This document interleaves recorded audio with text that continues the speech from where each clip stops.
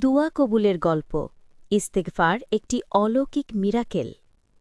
ইস্তেগফার যে কত বড় নিয়ামত ও রহমতের দরজা খুলে দেয়, এই ঘটনাটি তার এক জীবন্ত প্রমাণ। আমাদের একজন প্রিয় সদস্য একদিন ফোন করে তার মেয়ের কথা জানান। মেয়ের বয়স তখন প্রায় ৩০ বছর।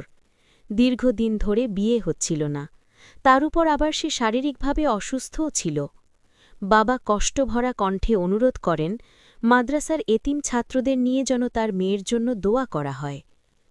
আল্লাহর উপর ভরসা করে আমরা দোয়া করি। পাশাপাশি তিনি সকল এতিম ও অসহায় ছাত্রদের জন্য খাবারের ব্যবস্থা করেন। দোয়া শেষে সবাই একসাথে খাওয়া খায়, একটি নিখাদ সদকার আমল আদায় হয়। আলহামদুলিল্লাহ। এর সাথে সাথে আমি তাকে একটি বিশেষ আমলের পরামর্শ দিই।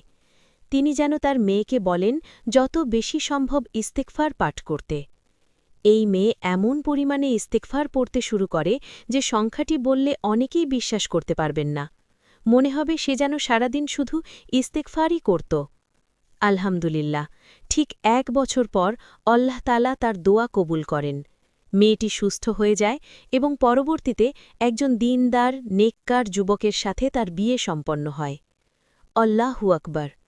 কি অপরিসীম রহমত আল্লাহ তাআলার! আস্তাগফিরুল্লাহ ওয়া আতুবু ইলাইহ। সবাইকে বলতে চাই, আপনারা যত বেশি পারেন ইস্তেগফার পাঠ করুন। আল্লাহর কসম, দেখবেন আপনার দোয়াগুলো এমনভাবে কবুল হবে যা আপনি কল্পনাও করতে পারবেন না, ইনশাআল্লাহ।